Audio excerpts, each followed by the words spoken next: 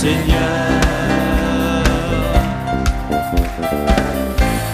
Je me confie dans le nom du Seigneur. Je lève les mains dans le nom du Seigneur. Je danse de joie dans le nom du Seigneur. Hey! Je célébrerai le nom de celui que mon cœur aime. Oui, je bénirai le nom de mon Sauveur. Je célébrerai le nom de celui que mon cœur aime. Oui, je bénirai le nom du Seigneur.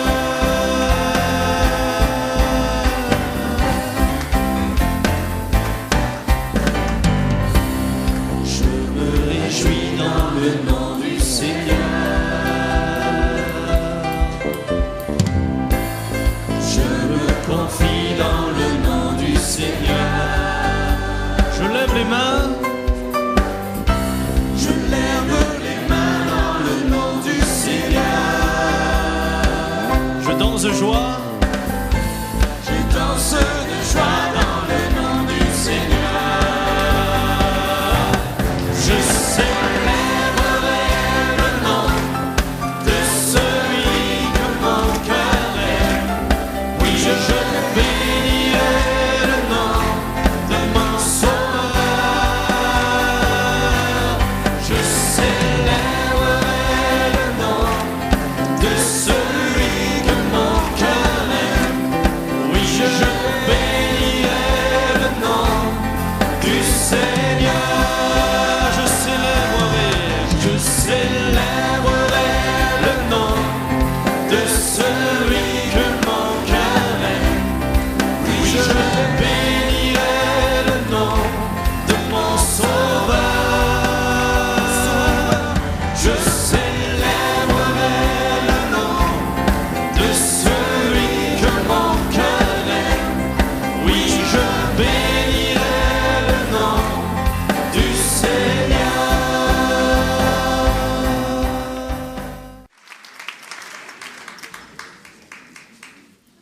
Gloire à Dieu.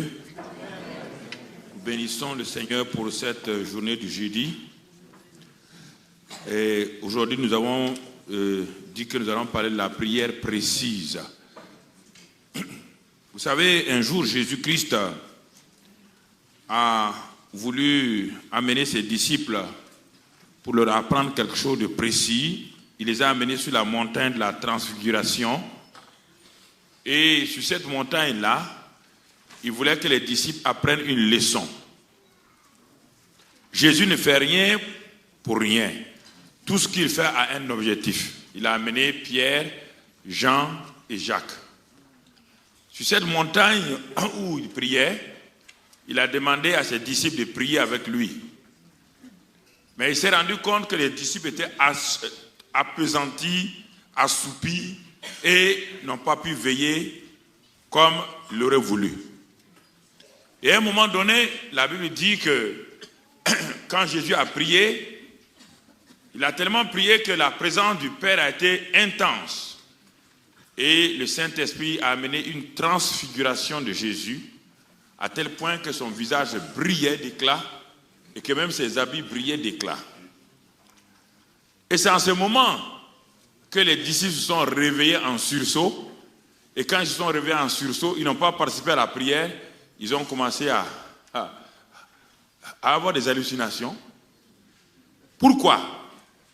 Le but était que les disciples viennent prier avec Jésus sur la montagne. Jésus ne les avait pas amenés là-bas pour faire du spectacle. Il voulait qu'ils participent, puisqu'il avait dit « Certains ne mourront pas avant d'avoir vu le royaume de Dieu se manifester. » Et tout juste après quelques jours, il les a amenés. Jésus savait qu'au pied de la colline, de la montagne où il était, il y avait une vallée sombre qui les attendait. Et cette semaine de jeûne et de prière, vous êtes sur la montagne. Parce que Dieu a donné à son serviteur que chaque année, il y ait ce jeûne, cette semaine de jeûne et prière, pour amener le peuple de Dieu dans sa présence, pour que dans la prière, ils reçoivent l'équipement qu'il faut, le renouvellement qu'il faut, pour qu'en descendant dans les vallées familiales, les vallées professionnelles, ils puissent libérer ceux qui sont sous l'emprise du diable, ceux qui sont abattus, ceux qui sont oppressés. Dans la vallée, un homme attendait avec son fils et attendait la délivrance. Mais ces disciples qui sont montés avec Jésus, qui n'ont pas pris part au temps de prière, qui ont passé leur temps à regarder à droite et à gauche ce qui se passait, à regarder simplement, à écouter les mouvements et à voir ces choses-là, ces disciples n'ont pas pu participer à la réalité, donc à la révélation de ce que Jésus voulait leur donner. Chaque fois que vous décidez de venir au jeûne et prière ici, oubliez tout. Venez seulement pour un seul but. Je viens dans la présence du Seigneur. Je viens pour chercher la face de Dieu, car lorsque je vais retourner, il y a une vallée où il y a tellement de problèmes qui m'attendent.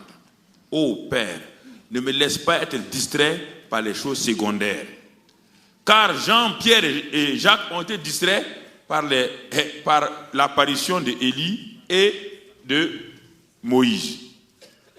Mais Élie et Moïse n'avaient pas apparu pour les disciples. C'était pour dire à Jésus ce qu'il allait avoir sur le chemin de Jérusalem. Élie et Moïse avaient été envoyés pour dire à Jésus de se préparer pour le prochain voyage, donc pour aller rencontrer la croix. Mais ce qui a retenu Jean, Pierre et Jacques, c'est cet événement qui semblait être extraordinaire. Ils n'ont retenu de la transfiguration que cet événement-là. Et tout de suite, ils ont demandé la permission de faire 3 tentes. Une pour Jésus, une pour Moïse et une pour Élie. Et ils ont oublié qu'eux-mêmes avaient besoin d'une tente. Et ils voulaient simplement être des admirateurs de cet événement-là. La semaine de jeûne et prière n'est pas un événement on doit venir pour admirer, pour regarder le visage des uns des autres. Ça nous concerne nous-mêmes. Ça nous concerne, ça nous interpelle. C'est pour dire, Seigneur, j'ai besoin de cette semaine pour aller dans ta présence. J'ai besoin de cette semaine, parce que toute l'année, j'ai été tellement dans l'activité, j'ai été dans l'activisme, et je n'ai pas eu le temps vraiment d'être dans ta présence. Mais je te remercie de ce que tu as donné à ton serviteur, d'avoir cette pensée pour que ton peuple puisse se réunir.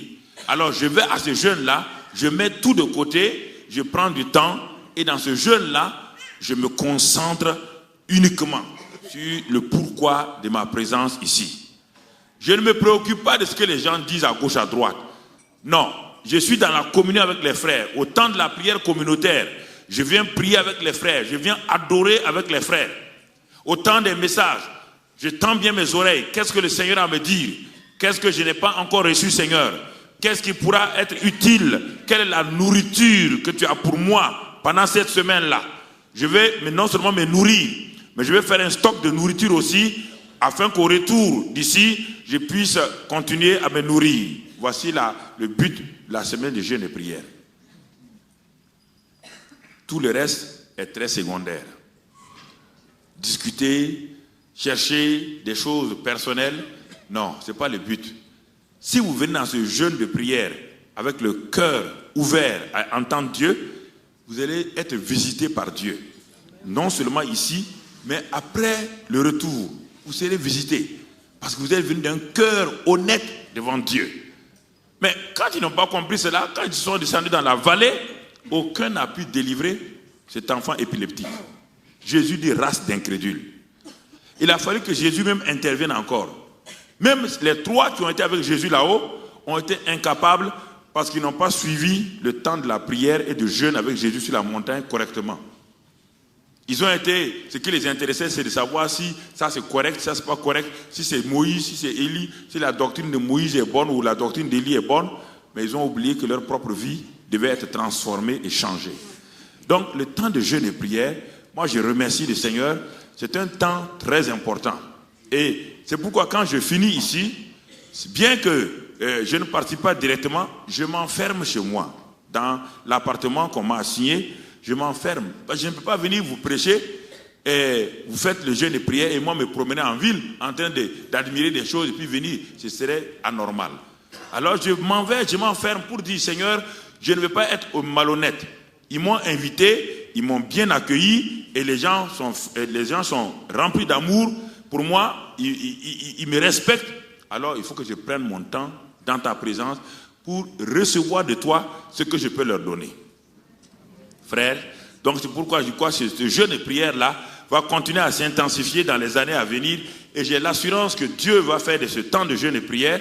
Les gens ne comprennent pas. Si les gens comprenaient cela, cette salle-là sera remplie de jeûneurs de tous les côtés. Et alors, mais ça viendra un jour. Et la grâce de Dieu va nous aider au nom de Christ Jésus. Amen. Alors, bien-aimés frères et sœurs, donc ce matin, après tout juste cette introduction qui n'aurait pas dû être chronométrée,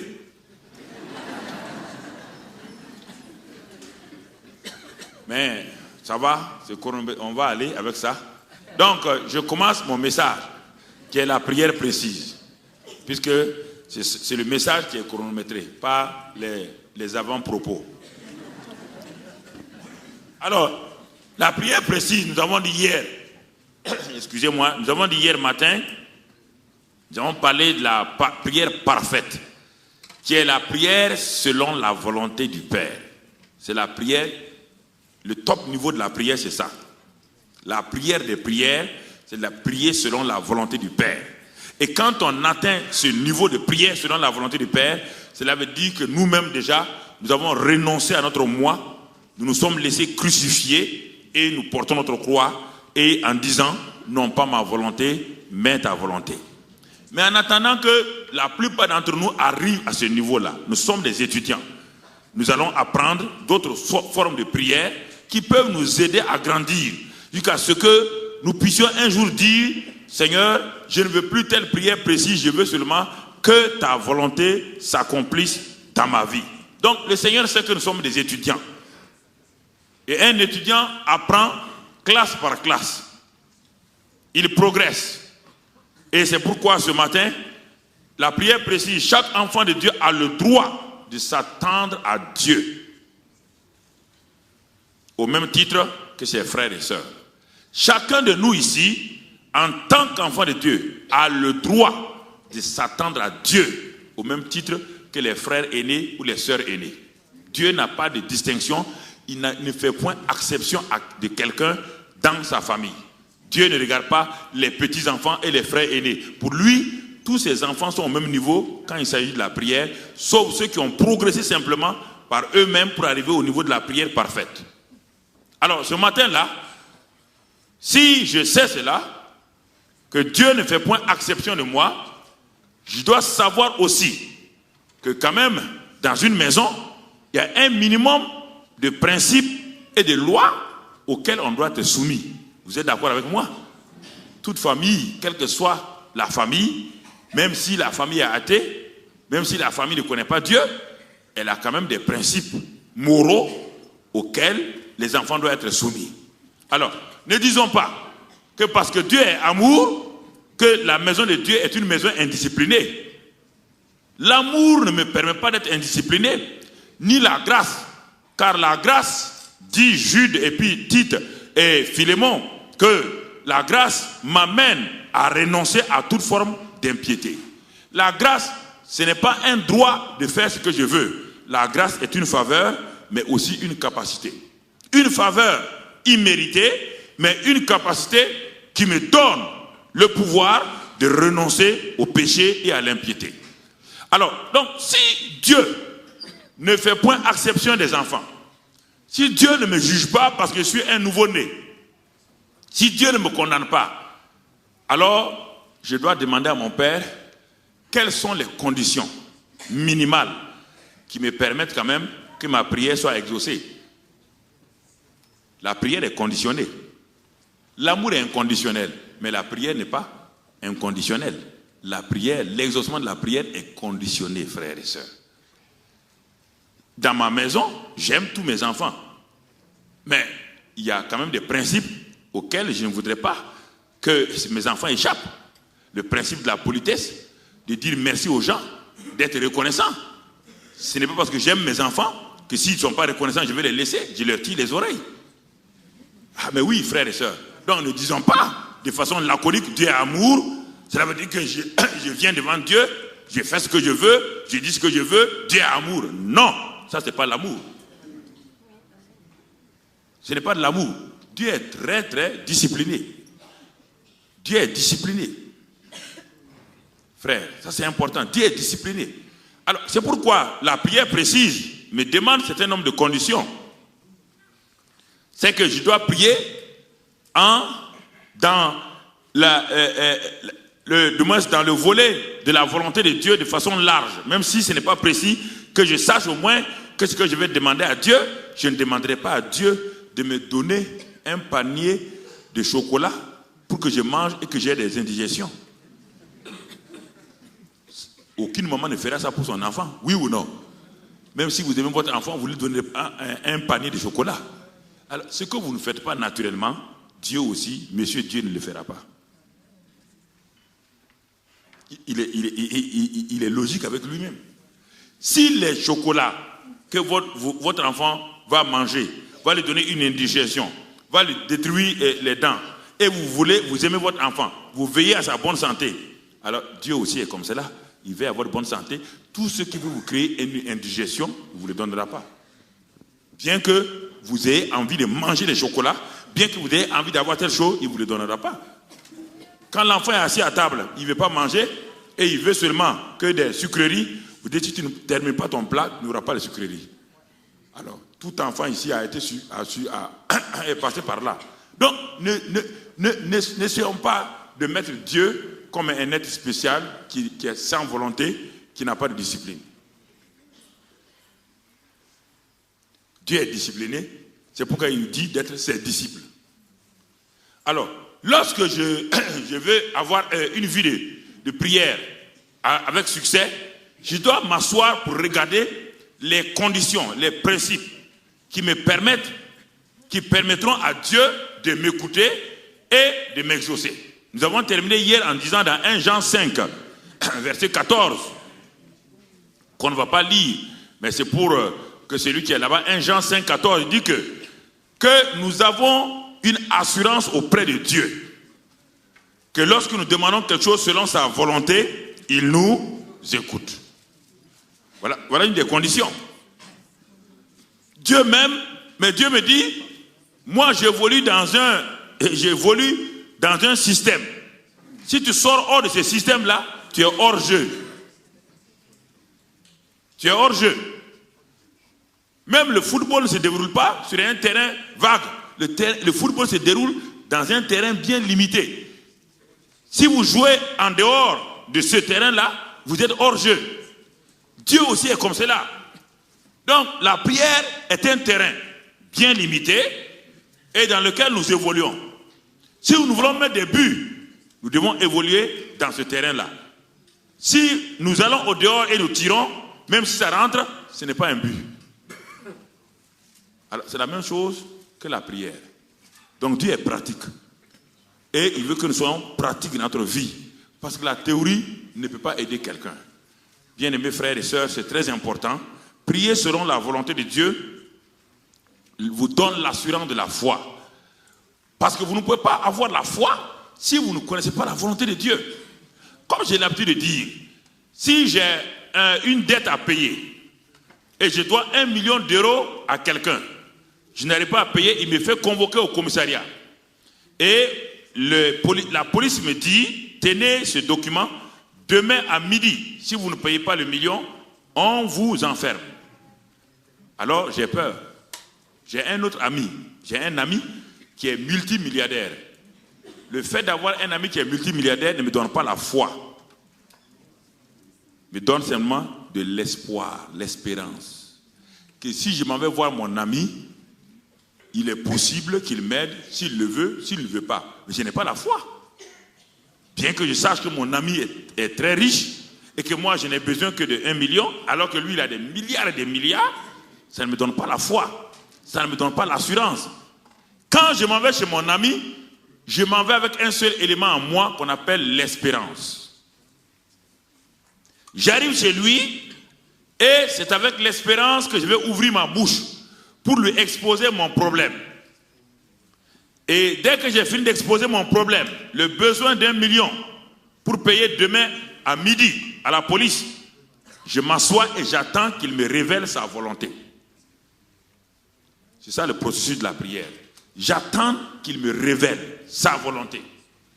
Mon ami est dans le silence, il ne me répond pas, je suis inquiet, mon cœur commence à battre rapidement. Parce que je n'ai pas de paix. Mais dès le moment où il va me dire maintenant, cher ami, j'ai entendu ta requête et je te promets demain, avant d'aller au commissariat, à 11h, tu pars chez moi pour prendre le million. En ce moment, la parole qu'il vient de dire me donne quoi? La foi. Je passe de l'espérance maintenant à la foi. La foi vient de ce qu'on entend, c'est qu'on entend de la parole de Christ. Mais beaucoup de gens veulent opérer sur des paroles qui n'ont jamais été dites par Dieu, que Dieu n'a pas donné. Et en ce moment-là, vous n'avez que simplement de l'espérance. Vous n'avez que de l'espérance. Mais dès le moment où j'ai entendu cette parole, bien que je n'ai pas encore le million, j'ai l'assurance, ce qu'on appelle la foi. La foi est une ferme, est égale, c'est une équation. La foi est égale à quoi? Ferme assurance des choses qu'on espère, plus démonstration de celles qu'on ne voit pas. J'ai le premier élément, j'ai la ferme assurance, je n'ai pas encore la démonstration.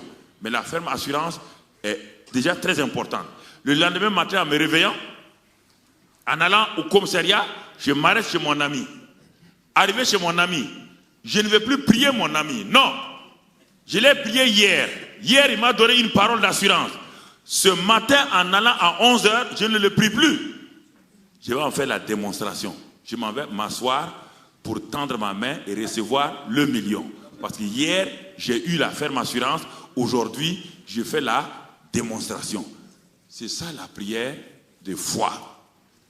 Mais beaucoup de gens ne comprennent pas cela. Ils prennent leur espérance pour la foi. L'espérance n'est pas la foi. L'espérance est très importante.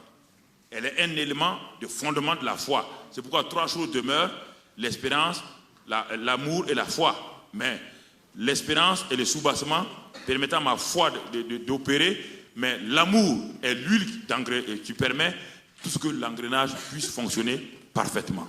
Alors, tout ça, je vous dis ça ce matin pour vous amener, parce que le problème de la prière, c'est ça qui frustre les gens. La prière, c'est le domaine, à force de voyager, de prêcher dans plusieurs pays, dans plusieurs continents, j'ai été confronté. Chaque fois, les gens viennent me demander, mais pourquoi Dieu ne répond pas à ma prière? Pourquoi? La question est toujours là. Pourquoi Dieu ne répond pas à ma prière? On dit que Dieu répond, que Dieu parle, que Dieu... Mais pourquoi Dieu ne répond pas? Et c'est souvent, je suis arrêté, je ne peux rien dire. Parce qu'ils ne m'ont pas dit le pourquoi Dieu ne répond pas. Ils m'ont dit seulement, pourquoi Dieu ne répond pas? Je n'ai pas une solution magique dans ma main. Ils ne m'ont pas dit pourquoi ils ont prié, quel est le but de leur prière, pourquoi ils ont prié et pourquoi Dieu n'a pas répondu. Les gens sont frustrés parce qu'ils veulent avoir une réponse au fait qu'ils ne sont pas exaucés. Jeunes comme anciens, femmes comme hommes, les gens de toute race. Quand je suis arrivé en Thaïlande, même chose. Je suis arrivé en Inde, à New Delhi, même chose. Je suis arrivé à Madras, même chose. Je suis arrivé à Coimbatore, même chose. La même question se pose toujours: pourquoi Dieu ne répond-il pas? Pasteurs, des femmes, des hommes, des anciens, des diacres, tout le monde pose la question: pourquoi Dieu ne répond-il pas? Je me suis dit, en Amérique, ce sera mieux. Je m'en vais en Amérique, je prêche toujours à la fin: pourquoi Dieu ne répond pas? Le problème est là. J'ai cru qu'il y a des pays où il n'y a pas de problème sur la prière. J'arrive au Canada, même chose. J'arrive au Brésil, même chose. J'arrive en Afrique du Sud, même chose. En Éthiopie, je m'en vais en Algérie, je m'en vais au Maroc, même chose. La question toujours, Pasteur Mamadou, pourquoi Dieu ne répond pas à ma prière? Pourquoi nous avons prié et Dieu n'a pas répondu? Il y a eu telle chose. La question est là. Et quand on pose des questions comme cela de tous côtés, vous devez prendre ça au sérieux. Ne balayez pas du revers de la main en disant non, bof. Non, je me suis assis et j'ai regardé et j'ai dit, mais Seigneur, ton peuple me pose une question à laquelle je n'ai pas une réponse précise. Certains ont été tellement inexaucés qu'ils sont devenus maintenant, en quelque sorte, ils sont passés à une philosophie. Dieu ne répond pas à la prière. Ils ont développé cette philosophie en eux. Dieu ne répond pas. Et quand vous parlez de prière, non, ça ne les intéresse pas. Dans l'église, ce qui les intéresse, les chants, qu'on chante un peu, qu'on danse un peu, très bien. Mais prière, parce qu'ils ont décidé, ils ont déjà classé Dieu dans ce domaine-là. Dieu ne répond pas à la prière. Dieu ne répond pas à la prière. Et pendant des années, j'ai cherché le pourquoi. J'ai cherché. Et moi-même, il y a des choses pour lesquelles j'ai prié. Je n'ai pas eu de réponse. Je ne parle pas de prier pour les malades dans l'église. Là, j'ai vu des miracles. J'ai vu des aveugles voir, j'ai vu des sourds entendre, j'ai vu des paralytiques marcher avec des cassettes. J'ai vu ça et je continue à les voir. Quand on va retourner, on va faire des campagnes d'évangélisation, on va les voir. On voit ces choses-là. Mais ce n'est pas ça. Ma propre prière, je parle de ma vie de prière. Nous sommes à la session de prière. Je parle de ma vie de prière personnelle. Il y a des choses pour lesquelles je prie, je ne vois pas. Je suis frustré. Et je suis obligé de remettre en cause chaque fois ma manière de prier. Je suis obligé de remettre en cause chaque fois ma manière de faire. Vous comprenez? Il y a eu beaucoup d'hommes de Dieu, de grands hommes de Dieu. Parfois, je les fréquentais pour voir quel était leur problème. Certains, je ne vais pas dire leur nom. Mais pourtant, ils font des grands miracles dans le monde. Mais ils se sont assis une fois, ils discutaient entre eux. Ils ont vu des paralytiques marcher, ils ont vu des sourds entendre, des aveugles. Mais tous avaient un problème. Ils ont commencé à causer entre eux. Mais l'un dit, mes genoux là, j'ai prié, jeûné, je ne suis pas guéri. L'autre dit, ah bon, moi c'est mon cœur est large. J'ai prié les gens sont guéris, mais j'ai un problème de cœur, je ne comprends pas. Donc tous ces hommes de Dieu là, qui ont des ministères de guérison, tous sont malades et ne savent pas comment être guéris. L'onction ne vous guérit pas vous-même, non. Votre onction sur vous ne vous guérit pas.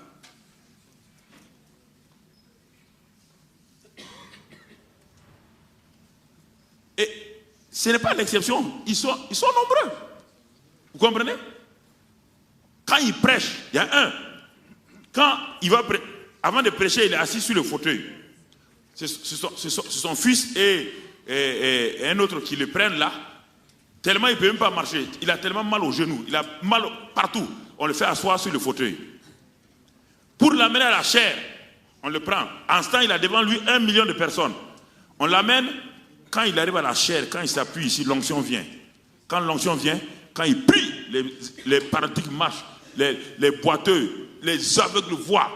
Des milliers de gens sont guéris. Dès qu'il a fini, on vient le prendre encore pour aller s'asseoir. Il prie, il dit à Dieu, mais pourquoi? Il n'y a pas de réponse.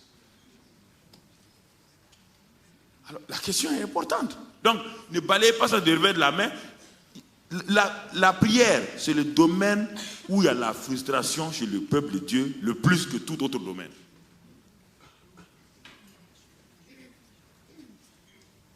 Des dames jeunes viennent me voir. Pasteur, je ne comprends pas. 10 ans, nous sommes mariés, on n'a pas d'enfants. Qu'est-ce qu'on a fait à Dieu? Alors, est-ce que vous pouvez balayer ça du revers de la main en leur disant non, croyez? Non. Quand Dieu fait grâce, vous avez un enfant en 1 an de mariage, vous ne pouvez pas condamner quelqu'un qui a 10 ans de mariage qui n'a pas d'enfant. Vous serez insensé si vous le faites. Ce n'est pas votre foi qui a amené l'enfant. C'est une grâce. On ne peut pas balayer de la main en disant oui, mais pasteur, telle personne a été guérie de cancer, mais pourquoi moi mon cancer n'est pas guéri? J'ai jeûné, j'ai prié. Pourquoi mon cancer n'est pas guéri? J'ai avoué tous mes péchés. J'ai confessé tous mes péchés. Pasteur m'a dit d'avouer mes péchés. J'ai confessé 10 fois mes péchés. Pourquoi je ne suis pas guéri? Alors, est-ce que vous pouvez répondre une question comme ça là? Vous pouvez balayer de la main? Quand une femme vient vous voir, dit, mais pasteur, mon mari n'a pas de travail, mes enfants sont renvoyés de l'école, nous avons prié, jeûné, et on n'a même pas d'argent pour payer les frais. Est-ce que vous qui mangez, vous pouvez dire, vous n'avez pas la foi à quelqu'un qui ne peut pas manger, ses enfants souffrent dans la faim, et qui vous dit qu'il prie? Et il ne ment pas. En plus, il prie plus que vous-même. Mais il n'est pas exaucé. Pourquoi? Toutes ces questions-là, il faut s'arrêter. Il ne faut pas les balayer du revers de la main. Vous voyez?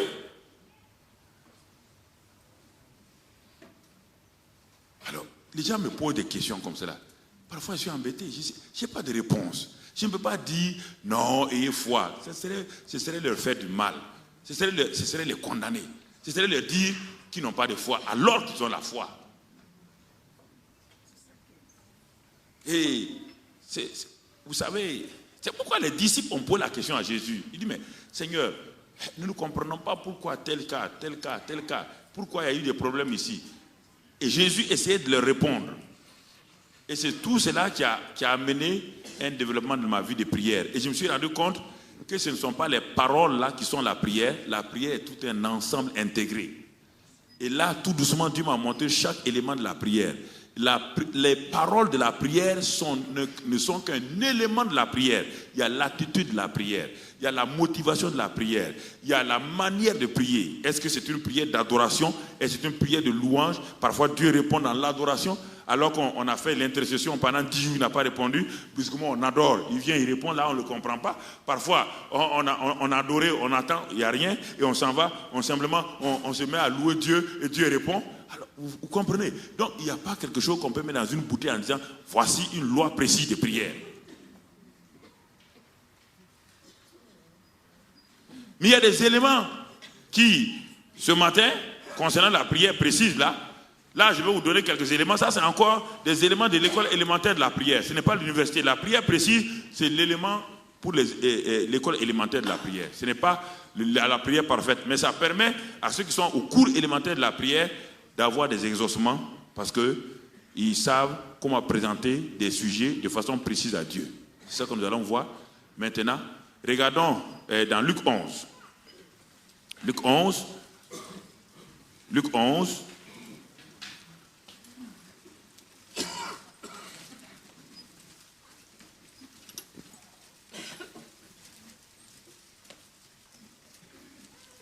Chapitre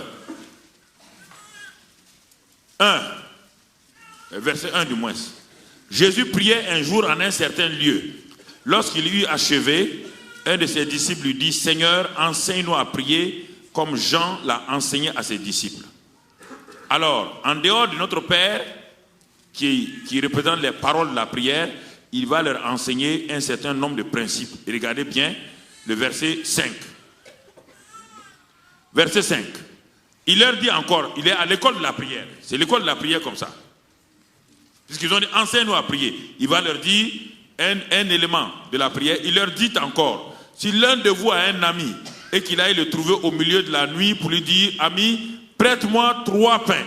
Ah, donc vous voyez, il est en train d'enseigner, il est à l'école de la prière. Un des enseignements, l'école de la prière, ce n'est pas le Notre Père seulement. Il y a tout un ensemble.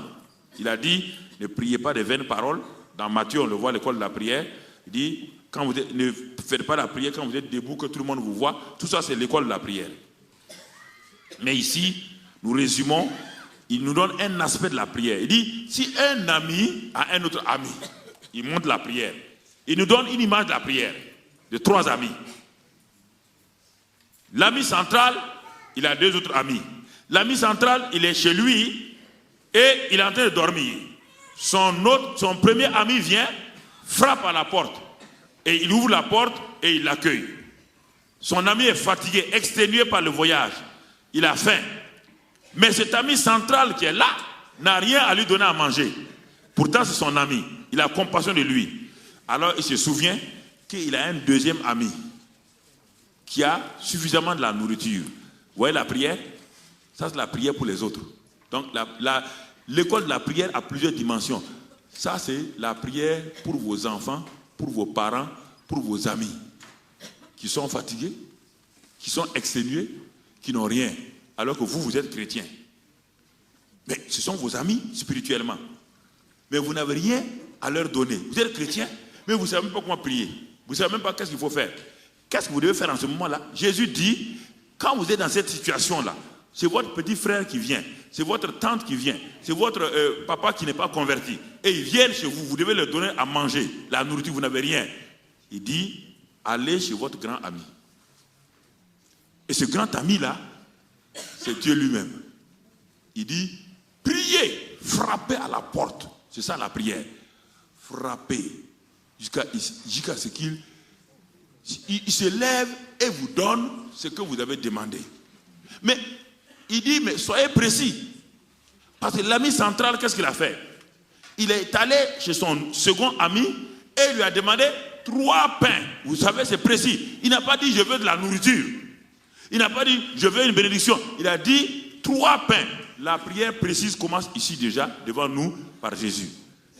3 pains. Je veux 3 pains. Je veux 3 pains. Donc, la prière précise, l'objet de la prière précise doit être tellement clair que lorsque vous recevez la réponse, vous ne pouvez pas vous tromper. Si vous demandez 3 pains, qu'on vous donne 1 pain, ce n'est pas l'exaucement. Parce que Jésus va vous donner le principe de la prière précise tout à l'heure. Il donne un exemple, une parabole, et puis il va maintenant donner le principe. Il va l'utiliser plus tard, plus loin, le principe. Et dans la prière précise demande aussi la persévérance et l'importunité. Votre prière est précise, l'objet est précis, 3 pains. Mais ça ne veut pas dire qu'automatiquement, votre grand ami va vous donner 3 pains. Le grand ami de sa maison dit, je suis fatigué, ma famille et moi nous dormons déjà. Ne nous importune pas.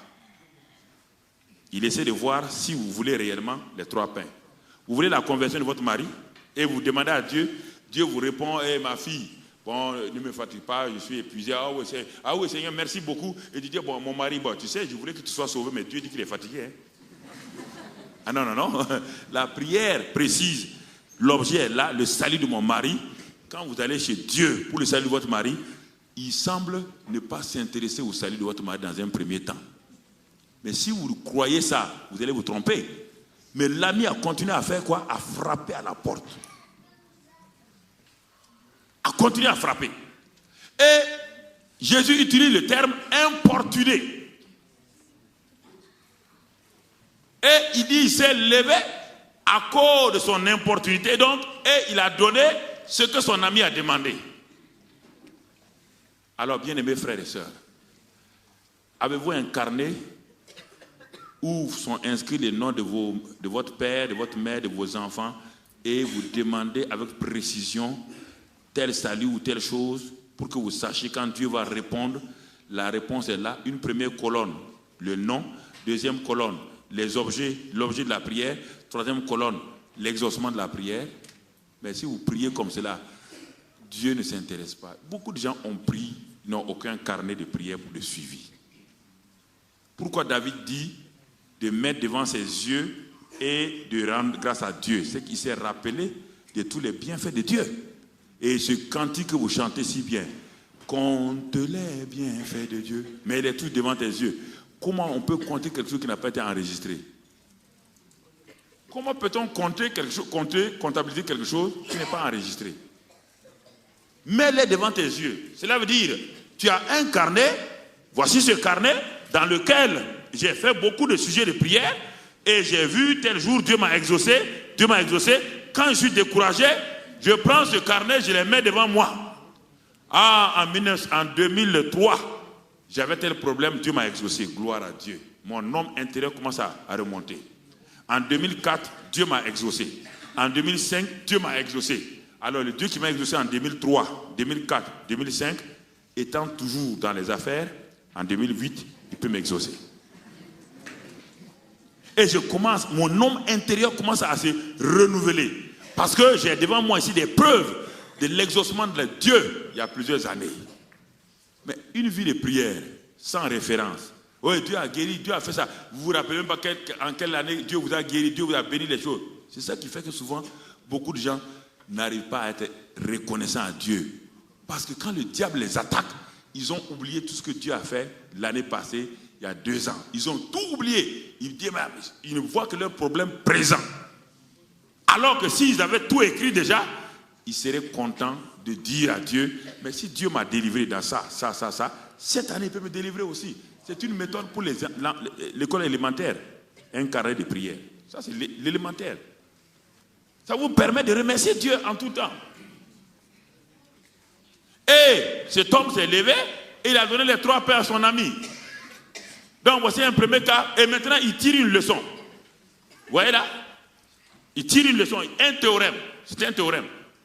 Pour que 2 triangles soient semblables, il y a un théorème. Il tire un théorème ici. Qu'est-ce qu'il dit?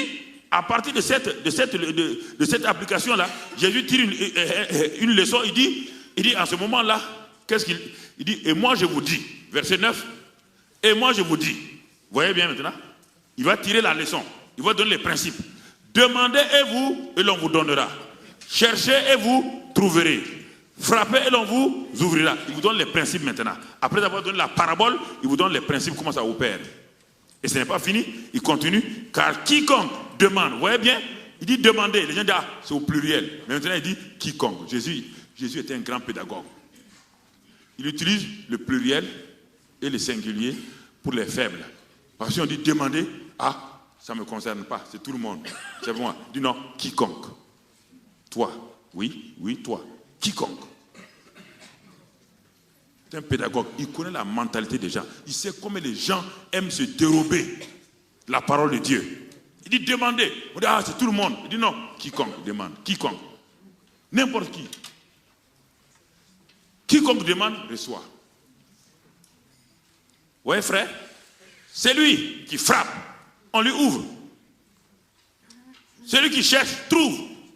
Et puis, il dit maintenant, il tire une conclusion pour que les gens se rappellent une fois pour toutes. Il dit, quel est parmi vous? Vous voyez le verset 11. Il nous amène à la réalité. Il dit, il nous met devant les faits accomplis. Il dit, mais quel est parmi vous? Quel est parmi vous? Quel est parmi vous le Père? Quel est parmi vous le Père? Qui donnera une pierre à son fils? Vous voyez la prière précise? Une pierre à son fils. Si il lui demande du pain, ou s'il demande un poisson, lui donnera-t-il un serpent ou au lieu d'un poisson? Ou s'il demande un œuf, lui donnera-t-il un scorpion? Et il enfonce la porte maintenant au verset 13. Il dit, si donc méchant, il dit, qui d'entre vous? Et il tire une conclusion, il dit, même les méchants savent donner à leurs enfants. Si donc méchants comme vous l'êtes, vous savez donner de bonnes choses à vos enfants. On n'a pas dit à vos voisins, on dit à vos enfants. Et si moi je suis un père, à combien plus forte raison le Père Céleste, vous entendez? Le Père Céleste donnera-t-il le Saint-Esprit à ceux qui le lui demandent? Voici le premier cours sur l'école de la prière. Ça c'est un premier cours ça. C'est pourquoi je vous ai dit que l'enseignement, ce n'est pas le Notre Père seulement. C'est un enseignement très très large. Alors, si vous lisez ça là, et vous ne pouvez pas avoir confiance en Dieu, il y a un problème dans votre cœur. Si les méchants, Jésus vous dit, si les méchants pères savent donner de bonnes choses, et les bons pères, et celui qui est le bon père par excellence, c'est qui? C'est Dieu. Si les méchants pères de cette terre-là savent donner de bonnes choses, et celui qui est bon par excellence, lui donnera-t-il le mauvais esprit aux gens? Quand vous demandez le Saint-Esprit, les gens disent, faites attention aux affaires du Saint-Esprit. Vous savez, on peut recevoir des démons, ce n'est pas vrai. Moi, je ne crois pas à cette théorie-là. C'est mettre le doute sur le caractère de Dieu. Je répète encore. C'est comme si vous dites à un de mes enfants, vous voyez, vous m'insultez. En faisant quoi? En disant à un de mes enfants, si tu demandes à ton père une chemise, je suis sûr qu'il est capable d'aller prendre une araignée et venir te donner. C'est m'insulter, oui ou non? C'est mettre le doute dans le cœur de mon fils à mon égard. Ça veut dire que ton père n'est pas quelqu'un de digne de confiance. On ne peut pas lui faire confiance. Alors dire aux gens qui demandent le Saint-Esprit, qui parlent du Saint-Esprit, le Saint-Esprit agit de plusieurs manières. Mais faites attention de mettre le Saint-Esprit dans une bouteille. Le Saint-Esprit est capable de prendre quelqu'un, il saute sur les pieds et il a une onction puissante. Mais tu n'es pas habitué à ça, tu vas juger les gens en disant que le Saint-Esprit n'agit pas comme ça. Dans ta maison, le Saint-Esprit n'agira pas, il agit de plusieurs manières. C'est ça qui bloque beaucoup de gens. C'est ça qui bloque. Et en voyageant, plusieurs fois, les gens n'ont jamais reconnu le Saint-Esprit quand il agit. Regardez dans la Bible, les gens n'ont pas reconnu le Saint-Esprit quand il agit. Les gens croient que le Saint-Esprit, il agit toujours selon leur pensée. Le Saint-Esprit est plus large que votre pensée. Saint-Esprit peut prendre quelqu'un ici. Vous allez voir la personne tourbillonner. Vous allez dire c'est le diable. Ce n'est pas le diable. Le diable, écoutez-moi, si le diable peut s'introduire dans une église, faire ce qu'il veut, donc l'église est faible. L'église est faible. Le pasteur est faible. Chaque fois que les sorciers sont venus dans l'église, ils ont été paralysés au début, paralysés à la porte. Ils ne pouvaient pas bouger. Ils ne pouvaient même plus bouger. On est venu les prendre là-bas. Non. Vous n'avez pas confiance. Donc vous croyez que le Saint-Esprit, c'est un petit bambin? Le Saint-Esprit ne fait pas ça, il ne fait pas. Qui vous a dit qu'il ne fait pas ça? Quand il a saisi le vieux Élie a couru comme un coureur de marathon devant le char des choses. Qui a fait ça? C'est le Saint-Esprit.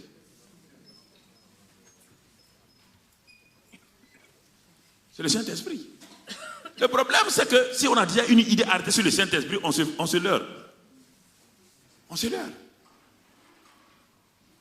Parfois, le Saint-Esprit vient, il agit dans une dame. Vous la voyez, elle est assise comme ça, elle commence à pleurer. Vous dites, mais pourquoi elle pleure? Le Saint-Esprit est là, dans sa vie. Et après, vous voyez qu'elle est totalement délivrée. Qui a fait ça? C'est un mauvais esprit qui peut faire ça? Il faut faire attention. De vouloir mettre le Saint-Esprit dans une bouteille selon votre doctrine, selon vos pensées. Le Saint-Esprit est au-dessus de tout. C'est pourquoi Jésus-Christ opérait. Le Saint-Esprit dit, cet aveugle-là, crache et met la bouche sur son visage. Jésus obéit, il crache devant tout le monde. Il crache. Le manque d'hygiène, il tourne dans la poussière, il ramasse, il met sur le visage de quelqu'un. Si c'était aujourd'hui, on les mettrait à la porte. Les pasteurs diront ça, c'est le diable en personne. C'est Jésus lui-même qui a fait ça. Non, arrêtez de bloquer. Le Saint-Esprit n'est pas égal à votre tête. Votre tête est un zéro. Zéro sur l'infini égale quoi? Indéterminé. C'est égal à zéro, c'est pas. Mathématicien, c'est toi. Écoutez, c'est pourquoi beaucoup de gens manquent de bénédiction quand le Saint-Esprit vient. Quand il vient pour opérer, ils ne le reconnaissent pas. Ils disent non, on nous a dit que le Saint-Esprit doit avoir 3 têtes. Toi, tu as 2 têtes, donc tu n'es pas le Saint-Esprit.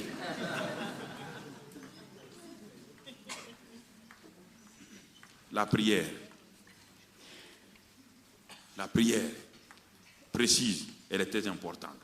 Il dit le Père céleste ne donnera jamais un démon à quelqu'un qui lui demande le Saint-Esprit. Mais regardez l'effet de l'électricité. Si quelqu'un est faible, quand il touche le courant électrique, qu'est-ce qu'il fait? Les faibles, ils font quoi? Ils crient, oui ou non? Mais un autre qui est plus courageux, quand il touche, il enlève sa main tout doucement. Mais il a eu le même choc. Mais la réaction était différente.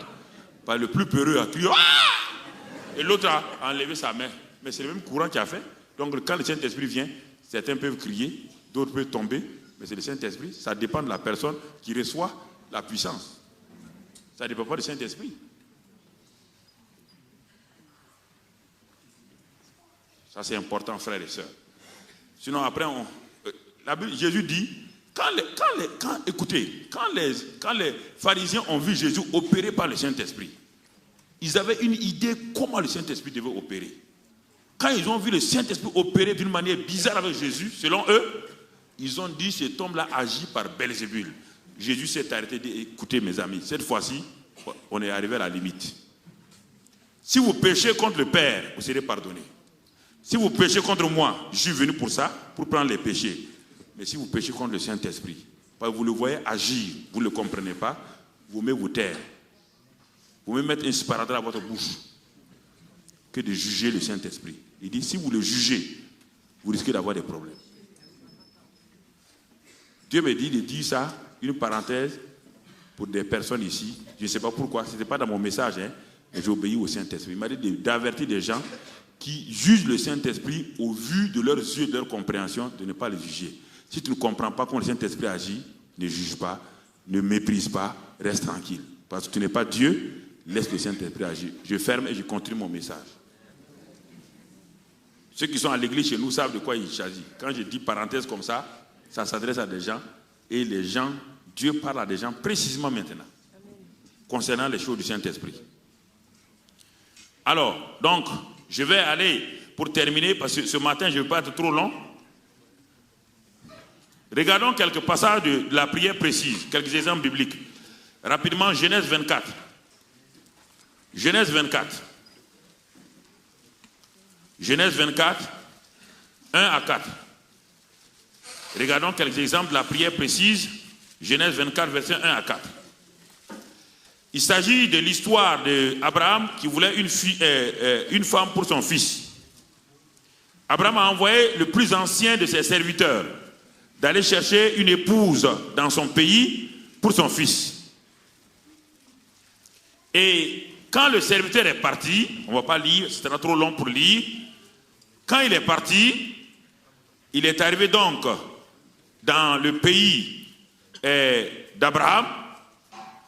Et puisque Abraham ne lui a pas dit si c'est une jeune fille grande, mince, maigre, dodue, bossue, ventrue, non, il n'a rien dit. Il a dit va me chercher une fille dans mon pays.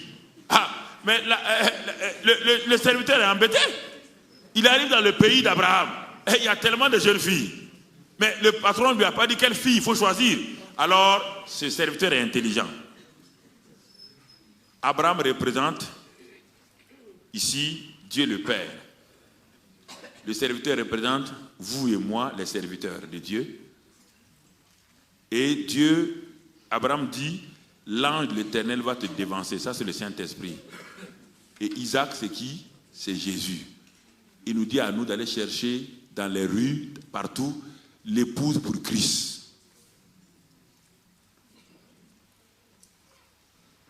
Allez par tout le monde chercher une épouse pour mon fils. Nous sommes les serviteurs d'Abraham. Mais nous avons un ordre de mission d'aller. Mais nous ne savons pas. Mais l'époux de Christ est dans la ville de Mulhouse. Certains sont assis dans les bars en train de boire. D'autres sont en train de faire des choses terribles. Mais c'est l'époux de Christ. Jésus a dit dans Jean 10, il dit, j'ai des brebis encore hors de la bergerie.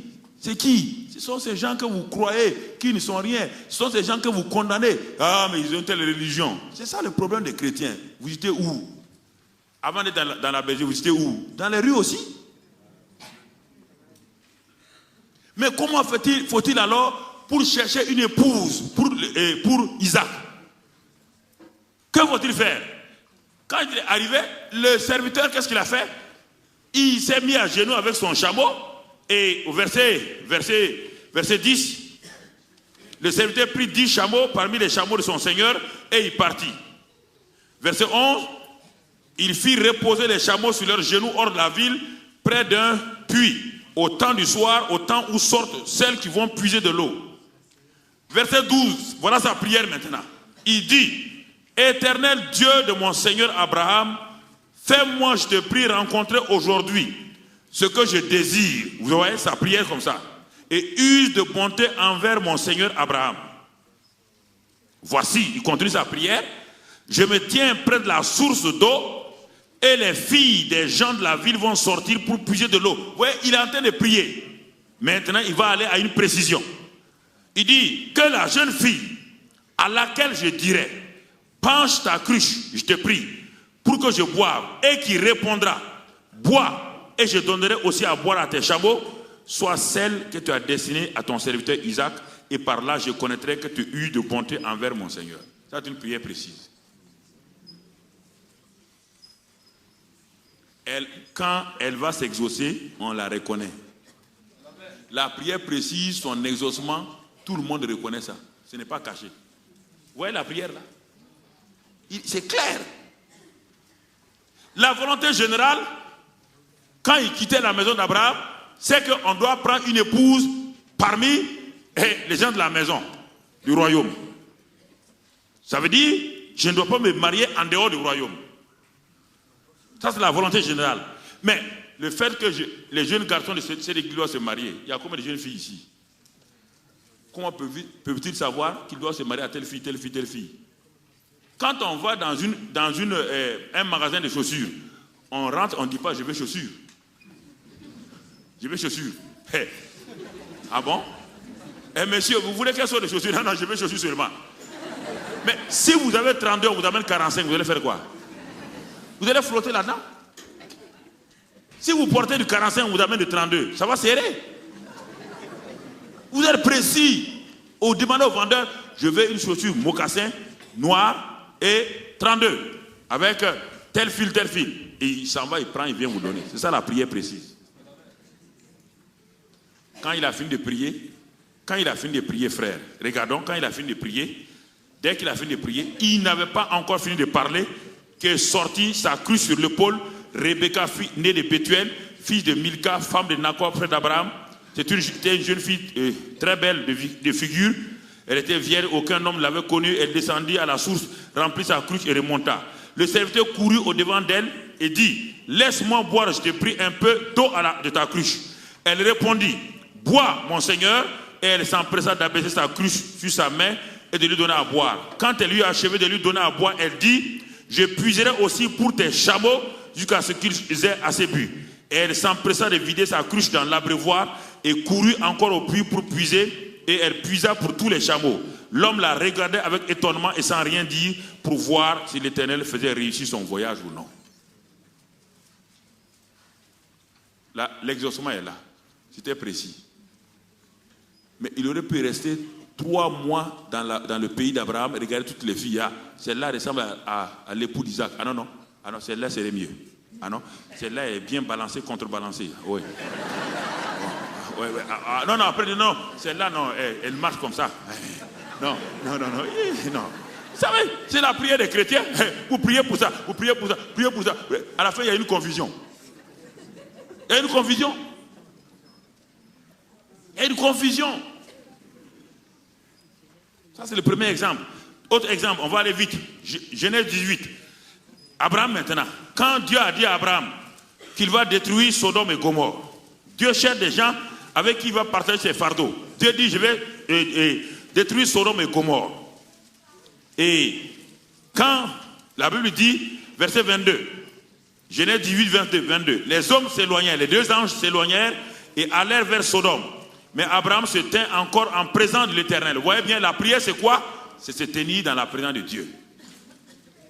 La prière c'est ça, c'est se tenir dans la présence de Dieu. Et quand vous tenez dans la présence de Dieu, vous allez dialoguer avec Dieu. La prière ce n'est pas un monologue, c'est un dialogue. C'est 2 personnes qui se parlent l'un à l'autre. C'est ça la prière.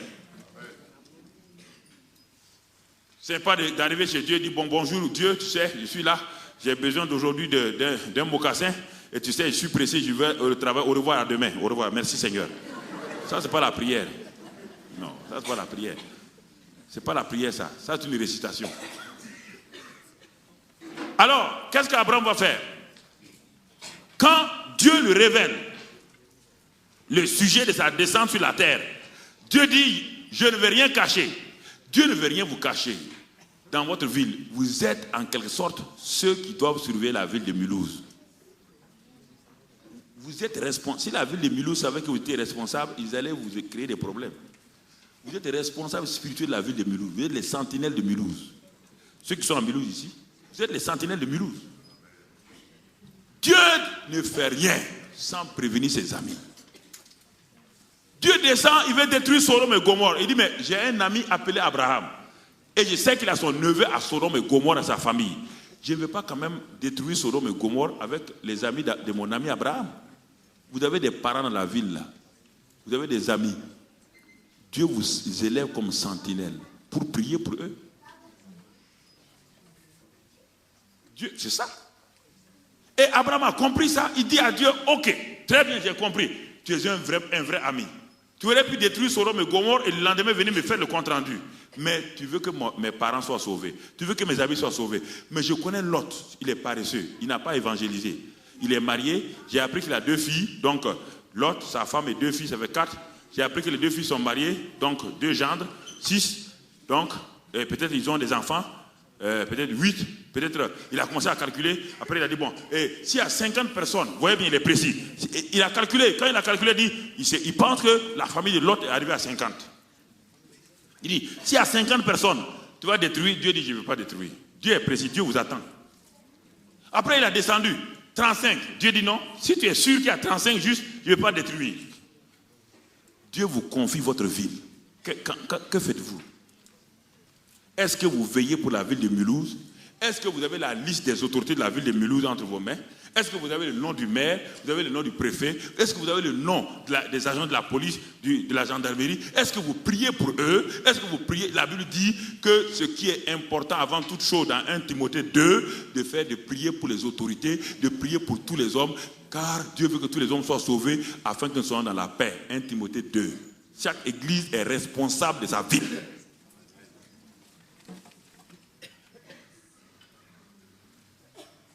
Que faites-vous? Avez-vous leurs photos? Priez-vous pour eux? Nommément? Et l'autre Abraham a commencé à prier. Il a prié. Il est descendu à 20. Dieu dit, mon ami, tu es mon ami. Ce que tu vas me demander de façon précise, je suis prêt. Dieu n'a pas bougé. Après, Abraham dit 10. Abraham s'est dit quand même, l'autre, sa femme, 2 filles, 4, 2 gendres, 8. Sûrement, ils ont 2 petits-enfants, 10. Mais Abraham n'a pas continué sa prière précise. Il s'est arrêté, il a dit, bon, Dieu, je suis sûr qu'il y a 10. Dieu dit, tu es sûr? Moi, je dépends de toi. Hein. Tu es sûr? Tu es mon ami. Demande, je te donnerai. C'est-à-dire, Dieu voulait le pousser à descendre même à 3. Mais il s'est arrêté, il a dit, non, c'est sûr qu'il y a au moins l'autre, c'était un paresseux, mais il a dit, ils sont 10 au moins. Mais la Bible dit que quand Abraham s'est arrêté de prier, et regardez le verset 33, l'Éternel s'en alla lorsqu'il lui achevait de parler à Abraham, et Abraham se retourna dans sa maison.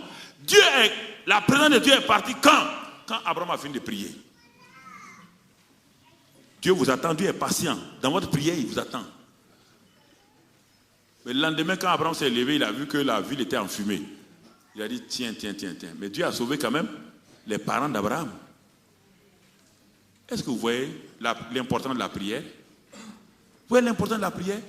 Dieu vous donne toutes les opportunités pour sauver vos parents, vos amis et vos voisins. Dieu vous donne cette opportunité. Que faites-vous de ça? Dieu est précis. Continuons autre chose. Juge 6. On ne va pas le lire. La prière précise. Gédéon, Dieu veut utiliser Gédéon. Gédéon a peur. Dieu l'amène à quitter la peur. Gédéon commence à prier. Sa prière n'est pas précise. Jusqu'au moment où il dit à Dieu, si c'est toi, attends-moi ici, je reviens. Dieu l'a attendu. Et c'est en ce moment que Gédéon a découvert le nom Jéhovah Shalom. Nous chantons Jéhovah Shalom. Mais Gédéon a découvert Jéhovah Shalom dans la prière et dans le temps d'attente. Mais ce n'est pas fini. Dieu a dit maintenant tu vas combattre. Gédéon a dit, Seigneur, je veux que tu m'aides. Si c'est toi qui me parles, veux que le tapis qui est là soit mouillé et que tout le reste soit sec. C'est précis. Le tapis a été mouillé. Gédéon n'a pas été convaincu. Il dit maintenant, si le tapis est sec, Dieu a fait rendu sec. La prière précise, c'est pour les enfants de cours élémentaires. C'est pour les Gédéons. Mais Dieu aime les Gédéons. Dieu n'a pas dit, mais comment tu me mets à l'épreuve, moi, un grand Dieu comme ça, tu me fais mouiller un petit tapis, mais ça ne va pas chez toi. Dieu ne l'a pas condamné. Dieu ne condamnera pas ceux qui sont à l'école primaire de la prière, à l'école élémentaire. Dieu ne vous condamnera pas. Il connaît votre niveau. Il sait quel est votre niveau spirituel. Soyez précis. Les enfants, les grands-enfants, les jeunes gens sont à l'université. Mais les nouveaux sont à l'école prière, l'école primaire de la prière. Vous pouvez demander des choses précises. Gédéon a demandé et Dieu a exaucé. On ne peut pas mettre tout le monde sur le même pied d'égalité.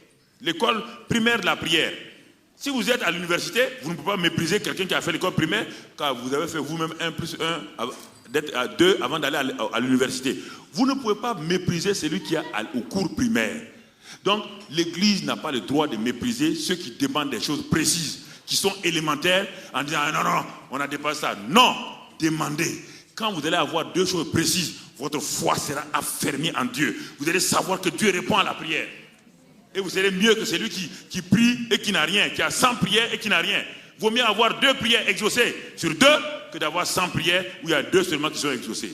Je préfère être un enfant de l'école primaire de la prière, être exaucé et rendre grâce à Dieu que d'être un faux champion qui n'est jamais exaucé. Frère, je vais terminer, mais donnez-moi quelques minutes encore. Dans Marc 10, 51, un homme a commencé à prier, il s'appelle Bartimée, un aveugle. Mais il ne savait pas comment prier. Il a dit, oh, fils de David, aie pitié de moi. Aie pitié de moi, ce n'est pas une prière. C'est une prière générale. Ça veut dire quoi? Aie pitié de moi. Est-ce que tu as besoin de 100 francs? Tu as besoin de quoi, Bartimée? Aie pitié de moi. Ce n'est pas une prière précise, ça. Mais les gens l'ont rabroué. Les disciples de Jésus l'ont rabroué. Écoutez-moi là. Dans votre vie chrétienne, ne faites pas attention. Faites attention à ces choses-là. Ce que je vous dis là, faites attention. Je suis pasteur, j'ai 4 enfants. J'ai une femme. Mais les choses se compliquent plus que... Je me suis rendu compte quand mes enfants étaient petits, ma prière avait un effet sur eux. Quand ils sont devenus grands, Dieu m'a dit, non, la prière d'un père et d'une mère tient 30% dans la vie des enfants. Chaque enfant est responsable de sa vie. Chaque enfant est responsable de sa vie. Ce que je vous enseigne aujourd'hui, si vous méprisez ça, croyant que ceci ou cela, la prière d'un père ne peut pas aller plus loin que ça. L'enfant a une responsabilité et Dieu le rend responsable, s'il est chrétien. Donc ce que je vous dis, c'est important. Bartimée a prié. Bartimée a dit, Jésus, fils de David. Les gens ont dit, non, tais-toi, c'est pas comme ça qu'on prie. Bartimée dit, mais comment on doit prier?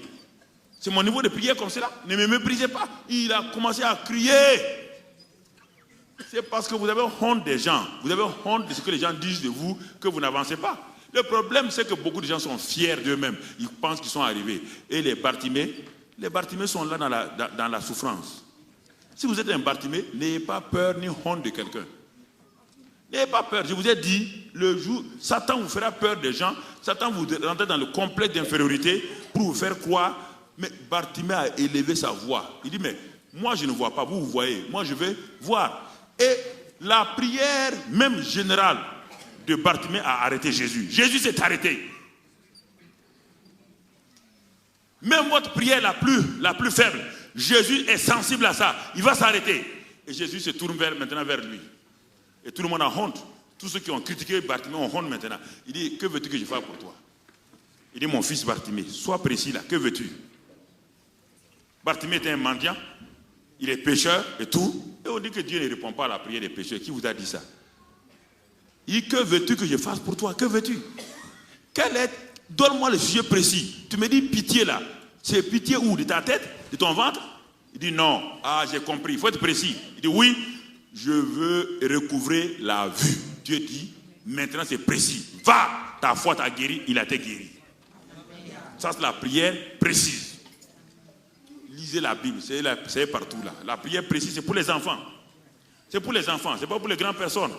Élisée, qui était un étudiant d'Élie, suivait Élie. Et il voulait quelque chose. Arrivé après le Jourdain, Élie dit, demande ce que tu veux que je fasse avant d'être enlevé. Et Élisée dit, ah, très bien.